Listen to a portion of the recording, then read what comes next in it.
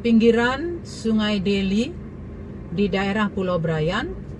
Yang tepi sungainya sebenarnya pemerintah sudah buat sangat banyak pohon untuk membuat daerah ini agar rimbun dan lestari. Belum dapat. Mundur dulu aku. Tapi lihatlah di ujung sana sampahnya sangat banyak yang datang dari sisi kanan ataupun dari sisi kiri sungai. Sisi lain dari Sungai Deli, di sisi kanan ini ada gedung, dan ini lihat persis membelakangi Sungai Deli ada beberapa kios-kios yang menurut pantauan bahwa kios-kios ini sampah-sampahnya akan masuk ke Sungai Deli. Betapa sayangnya akhirnya Sungai Deli kita tidak terpelihara. Padahal Sungai Deli itu sangat dibutuhkan masyarakat. Dan lihatlah di ujung sana banyak anak-anak yang bermain-main.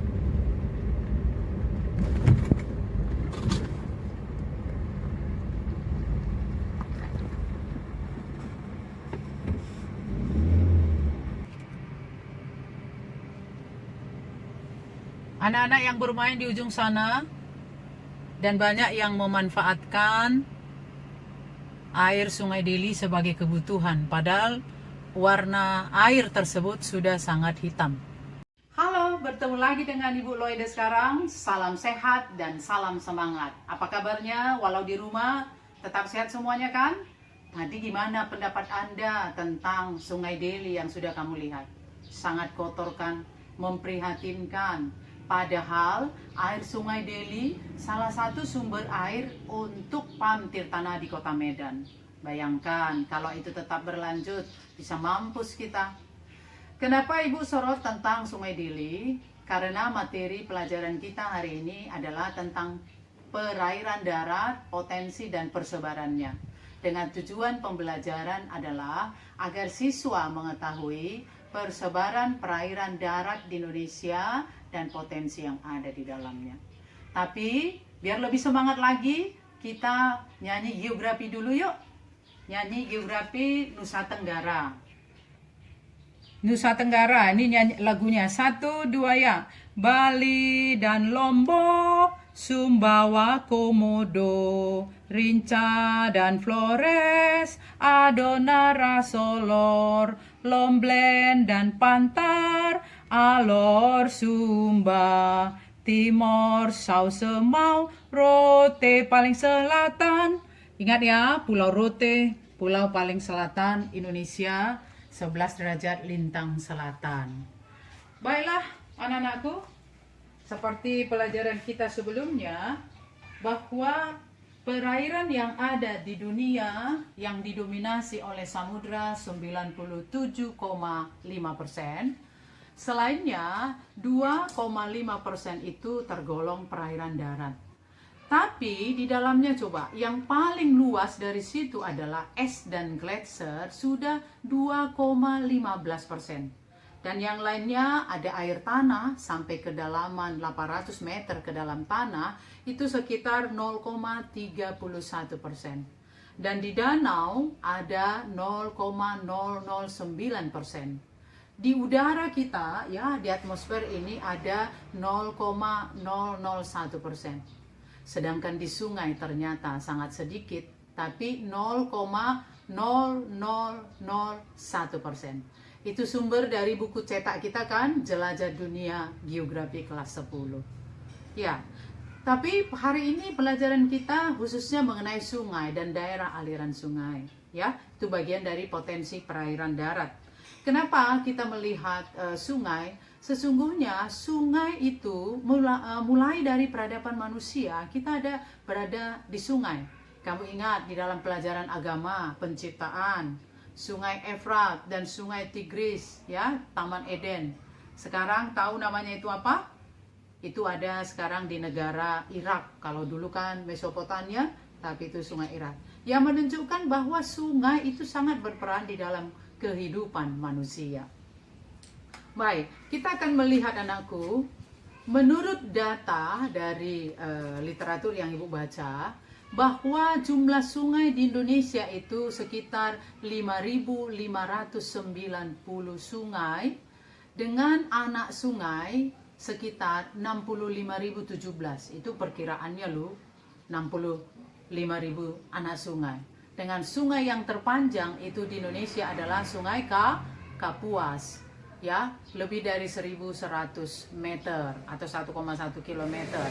Di Sumatera ada yang terpanjang itu ada Sungai Batanghari. Lalu di Pulau Jawa ada sungai yang terpanjang Sungai Bengawan Solo. Di Papua ada Sungai Mamberamo. Wah, Sungai Mamberamo itu sampai dijuluki dengan Amazon Papua. Karena apa? Dia panjang dan meluas. Dan kalau Sungai Mamberamo, ingat kembali bahwa itu adalah jenis sungai campuran. Ya, baik. Kenapa Indonesia menjadi banyak sungai? Mengapa banyak perairan darat? Ya, ada beberapa faktor yang menimbulkan kenapa Indonesia kita itu banyak perairan daratnya. Ya, yang pertama itu dinyatakan ada faktor iklim. Iklim Indonesia dinyatakan dengan iklim tropis muson. Kenapa iklim tropis? Karena kita kan ada di daerah tropis, bahkan kita tropis ekuator di 0 derajat, ya, tropis ekuator, ya. Kenapa dia beriklim muson? Karena kita ada dilalui angin muson barat, ada angin muson timur. Itu sangat mempengaruhi curah hujan yang ada di Indonesia, ya. Ini ada perairan kita yang begitu luas. Kami ingat kembali waktu pelajaran kita tentang atmosfer, yaitu di dalam, ya, curah hujan yang begitu tinggi di Indonesia. Ya, ada angin muson barat yang menimbulkan musim penghujan. Jadi banyaknya curah hujan itu di daratan Indonesia ini sangat banyak sungai, banyak air tanah, banyak danau. Yang kedua yaitu faktor topografi, faktor relief. Kamu lihat peta ini warnanya ada kuning, coklat, hijau, ya. Kuning, coklat, hijau. Yang coklat menunjukkan pegunungan, yang kuning dataran tinggi, dan yang hijau dataran rendah. Kenapa banyak warna daerah kita? Karena Indonesia, kepulauan Indonesia terbentuk dari 2 sirkum pegunungan. Itu salah satunya, ya, ada 3 lempeng lagi. Kita bicara tentang 2 sirkum pegunungan. Yang pertama tadinya sirkum Mediterania yang datang dari Eropa, itu dari Eropa ke Indonesia, dari Andaman Nicobar membentuk Pulau Sumatera, Jawa, Nusa Tenggara, sampai berakhir di Pulau Buru, di daerah Banda, di daerah Maluku ini. Itu adalah sirkum Mediterania. Sedangkan sirkum Pasifik dari daerah Samudra Pasifik dari Amerika Selatan sampai ke Amerika Utara, nanti ke Jepang, sampai ke Filipina, ke Indonesia membentuk Kalimantan, Sulawesi, Maluku, sampai Papua. Dengan adanya sirkum itu masuk di Indonesia, pertemuan 2 lempeng itu, maka di Indonesia banyak pegunungan. Dan kamu ingat kembali kita waktu belajar atmosfer, hujan orografis. Salah satu fungsi gunung adalah membentuk hujan, ya, karena dengan adanya gunung itu memaksa angin itu masuk ke daerah pegunungan, maka akan ada curah hujan yang tinggi. Kenyataannya kan anakku, kalau kamu pergi ke Brastagi, lebih banyak hujan dari Brastagi dari di kota Medan. Jadi pegunungan ini membantu banyaknya curah hujan di Indonesia. Berarti sekaligus banyak perairan di Indonesia. Maka lihat sungai-sungai kita tadi yang sudah disebut. Ini semua, ya, garis-garis ini yang kecil-kecil yang biru. Ini tadi Sungai Kapuas yang panjang itu 1117 meter ini. Ini semua yang biru-biru ini adalah sungai, ya. Sampai ini yang sungai di Papua, Mamberamo, Digul. Ya, lebih jelasnya lihat di Provinsi Sumatera Utara. Ini kalau di situ tadi tidak begitu nampak, di sini sangat jelas. Ini sungai-sungai di Sumatera Utara yang biru-biru yang besar adalah induk sungainya, sedangkan yang kecil cabang-cabangnya itu adalah anak sungainya. Jadi kalau di Sumatera tadi ada Sungai Batanghari di Sumatera, Di Sumatera Utara ada banyak sungai termasuk Sungai Deli yang lewat dari kota Medan. Itu Sungai Deli yang hulunya dari dataran tinggi Sumatera, Tanah Karo dan Deli Serdang masuk ke kota Medan. Di situ ada peta kota Medan kita, ya. Nih, Sungai Deli. Ini dia. Sampai sini dia. Terus sampai ke bawah Sungai Deli. Sampai ke selatannya. Ya. Dan di kota Medan itu kan curah hujan kita tinggi, maka juga banyak air tanah.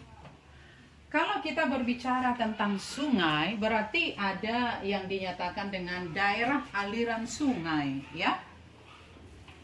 Kalau dibilang daerah aliran sungai, lihat dulu gambar yang ada di laptop ibu ini. Ya. Daerah aliran sungai, ini ada salah satu contoh.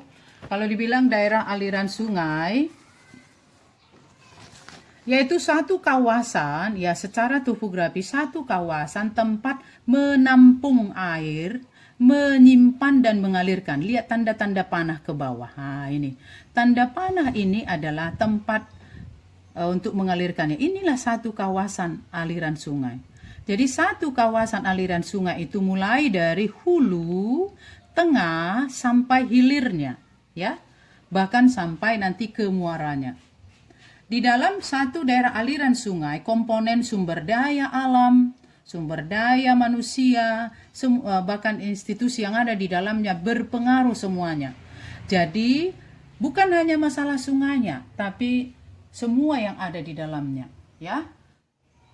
Kita bisa melihat tadi ada hulu, hilir, dan muara. Di dalam hulu sungai itu adalah sumber airnya. Biasanya hulu itu alirannya deras, ya, erosinya ke bawah, dan di sana belum ada pengikisan. Tapi kalau sudah masuk ke tengah, ke bagian tengah, alirannya tadi di hulu itu deras, mengikis ke dasar. Tapi kalau sudah ke tengah, itu alirannya sudah melambat. Ya, sudah melambat. Perbedaan aliran yang deras dengan yang melambat itu bisa menimbulkan adanya endapan di sekitarnya, bahkan sampai membentuk sungai berbelok-belok atau disebut dengan sungai bermeander. Ini peta ibu tentang Tanjung Pura. Di sini ada peta relief bumi ini, ada sungai yang berbelok-belok, bermeander. Bahkan ada sungai ada danau Tapal Kuda. Sungai itu sudah terputus. Kalau di sini bisa lebih jelas, nanti kamu lihat.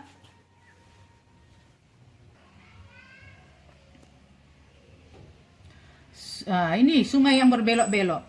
Kalau kamu perhatikan gambar ini ya, ini belokan-belokannya. Bahkan di sini sudah ada yang sudah sampai terputus. Baik, satu daerah aliran sungai, lihat kembali anakku, bahwa satu daerah aliran sungai itu mulai dari hulu, ini dari gunung-gunung ini dia, dari hulu sampai ke tengah, ke hilir, bahkan ke muara. Jadi kamu lihat di sini, di hulu ini seperti nampak ya, ada terjunan, air terjun. Kalau sampai ke bagian tengah tadi ada sampai sungai berbelok atau bermeander, dan di sini sampai terbentuk danau Tapal Kuda. Ini dia sudah terbentuk dia. Dan nanti sampai ke daerah hilir dan bahkan sampai ke muara. Jadi apa yang terjadi keadaan alam di sekitar hulu sampai hilir sampai ke muara itu semua berpengaruh. Ya, contoh. Oke, contoh kita ambil Sungai Deli. Sungai Deli itu yang muaranya, yang hulunya ada di dataran tinggi perbatasan antara Tanah Karo dengan Deli Serdang. Sungai Deli itu sepanjang 73 km dan lebarnya sampai 5-6 meter. Nanti muaranya sampai ke Selat Malaka. Jadi segala keadaan mulai dari hulu, tengah sampai hilir dari Sungai Deli itu sampai ke muara semuanya berpengaruh. Ibaratkan ada sampah plastik yang kamu buang dari tengah Sungai Deli, ibaratkan masih Deli Serdang. Kamu buang sampah dari sana sampai plastik, masuklah sampai ke hilir, bahkan ke muaranya di Selat Malaka. Di Selat Malaka oleh ombak akan dibawa sampai ke pulau-pulau di sekitarnya, bahkan sampailah ke Pulau Phuket di Thailand, bahkan sampai ke perairan di daerah yang lain. Akhirnya apa? Sampah yang kita buang dari hilir Sungai Deli sampai ke daerah perairan yang lain akan menimbulkan wabah-wabah yang baru. Oleh karena itu, jaga lingkunganmu. Jangan mau lagi membuang sampah sembarangan, apalagi ke Sungai Deli. Kamu lihat video yang Ibu tayangkan tadi kan?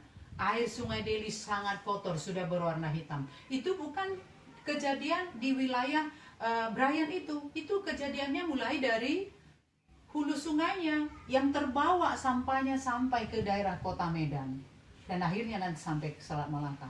Kalau hari ini kita sudah belajar di rumah karena virus corona, yang konon katanya virus corona dari kecerobohan manusia makan dari kelelawar yang tidak layak untuk dimakan, ya. Tapi sekarang kalau kita ulang kejadian kita membuang sampah sembarangan kayak ke Sungai Deli itu tadi, ya, buang terus sampai ke laut, maka muncul wabah-wabah penyakit baru, wabah penyakit baru. Akhirnya muncul yang baru, ya kita nggak mau lagi seperti ini. Ada lagi virus-virus yang baru muncul karena kecerobohan manusia. Oleh karena itu ingat bahwa sungai itu sangat penting dalam kehidupan manusia, untuk kehidupan sehari-hari, untuk mandi, untuk air minum, untuk kehidupan, untuk irigasi, transportasi, wisata. Oleh karena itu, mari kita jaga negara kita Indonesia yang sangat banyak, ya, perairannya, sungainya, danaunya, perairan daratnya. Kita jaga potensinya, ya. Itu dulu ya anakku ya. Jadi satu kawasan sungai berpengaruh mulai dari hulu sampai ke muara. Hujan di Brastagi akan berpengaruh kepada Sungai Deli. Nah itu contohnya. Oleh karena itu tetaplah belajar ya anakku ya, dan pelihara lingkungan. Sekian dulu pelajaran kita hari ini tentang perairan dan potensinya. Tetaplah setia di rumah, berdoa. Ibu selalu mengingatkan kamu berdoa untuk bangsa dan negara kita ini, berdoa kepada tim medis kita, berdoa untuk kita agar semuanya kita bisa sehat-sehat, kita bisa kembali belajar di sekolah. Baik, bye-bye.